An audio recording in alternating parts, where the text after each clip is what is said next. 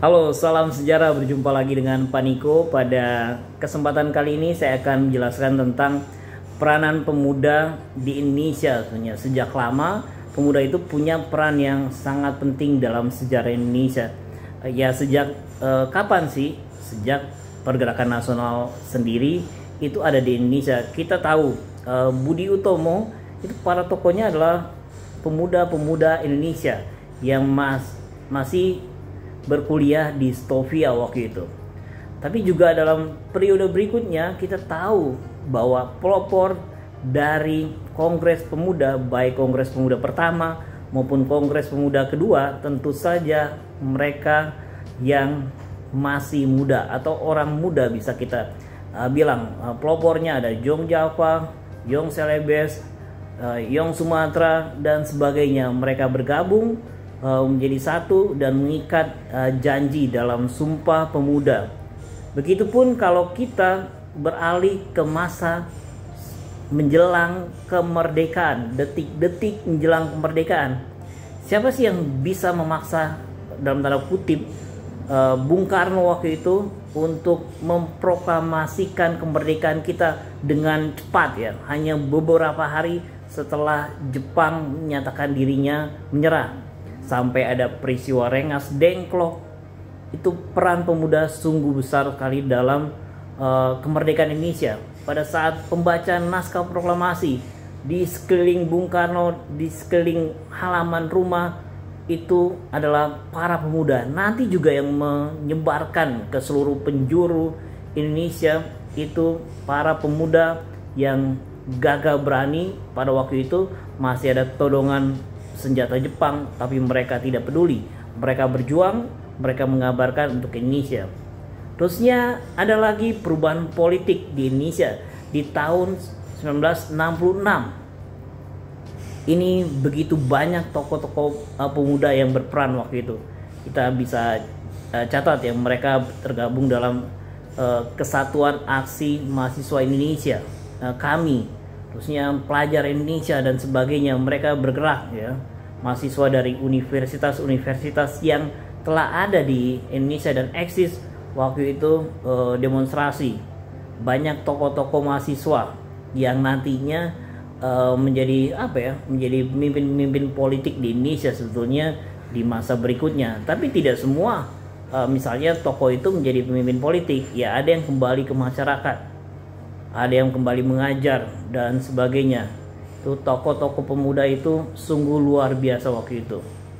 Ya salah satunya yang pernah difilmkan bahkan yang yaitu tokoh pemuda yang bernama Suhokgi. Tentunya banyak tokoh lainnya di masa itu. Misalnya ada tokoh yang namanya Fahmi Idris, terusnya juga ada Kosmas Batubara dan sebagainya.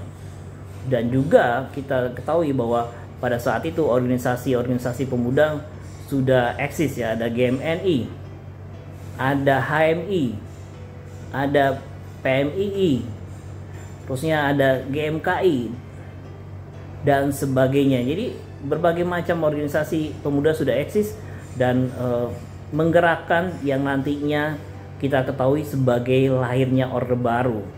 Tentu di masa Orde Baru juga pemuda tidak stop ya, terus bergerak. Ada peristiwa Malari, peristiwa 15 Januari, itu tokoh-tokoh pemudanya sangat eksis waktu itu ya di seputaran Salemba, Kramat. Kita ketahui ada Hariman Siregar di situ. Terusnya juga peristiwa di ITB di Bandung 1978. Itu juga ada peran-peran tokoh pemuda yang berusaha untuk melakukan perubahan meskipun belum berhasil waktu itu. Akhirnya melahirkan NKK BKK. Apa itu? Bisa kamu cari sendiri peristiwa yang menggemparkan waktu itu di Indonesia. Berikutnya kita tahu ya, di awal 90-an gerakan-gerakan mahasiswa juga semakin menggebu-gebu. Kita tahu lah menjelang tahun 98 itu ya mulai dari kekisruhan di PDI yang nantinya berubah menjadi PDI Perjuangan, peristiwa 27 Juli, terusnya juga menjelang Mei 98 terusnya juga tokoh-tokoh yang berkumpul di situ, ada para pemuda ya dari berbagai universitas di seluruh Indonesia. Memang di Jakarta ada gerakan yang terpusat yang menuju ke arah istana di Jakarta, Istana Merdeka, Istana Negara di Jakarta. Tapi nanti juga ada yang ke arah gedung MPR DPR. Pemuda-pemudi dari mahasiswa dari Jabodetabek, terusnya juga ada dari kota-kota sekitar, dari Bandung itu bahkan sampai bisa dikatakan benar-benar menduduki dalam arti real ya, betul-betul menduduki gedung DPR MPR ketika itu. Jadi gerakan-gerakan pemuda yang kita tahu lah tokoh-tokohnya sampai sekarang masih eksis di perpolitikan Indonesia ya, bisa disebutkan berbagai macam tokoh. Dari sebelumnya ada Budiman Sujatmiko, ada Rama Pratama, ada Fahri Hamzah, ada berbagai macam tokoh ya dari berbagai macam golongan. Ada Adrian Napitupulu yang sekarang ya sebagian mereka ya menjadi anggota DPR, mantan anggota DPR dan sebagainya. Tokoh-tokoh yang turut bersama-sama waktu itu mendorong perubahan di masa reformasi. Akhirnya lahir reformasi yang dikatakan momennya itu adalah 21 Mei 1998.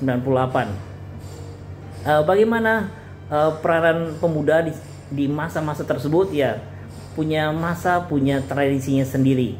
Di 1908 sebagai peletak ya, batu penjuru di situ. Terusnya juga di 1928 itu sebagai pengikat. Di situ ada Sumpah Pemuda. Ada bahwa kita mulai menegaskan kembali punya bahasa tuh. Bahasa persatuan, bahasa Indonesia. Terusnya juga ada di tahun 45. Kita bisa bayangkan kalau waktu itu pemuda tidak mendesak dengan keras sekali, mungkin juga proklamasi bukan 17 Agustus. Mungkin juga proklamasi tidak pernah benar-benar terjadi ya. Bisa saja kemungkinan itu bisa terjadi. Di tahun 1966 waktu itu mulai ada yang dikatakan penyimpangan dari demokrasi terpimpin ya, pelaksanaannya Pancasila dirasakan tidak dilakukan secara murni dan konsekuen. Akhirnya tokoh-tokoh pemuda muncul, lahir di situ, menggerakkan, mendorong, bahkan ada korban. Seorang mahasiswa Arif Rahman Hakim terbunuh saat itu.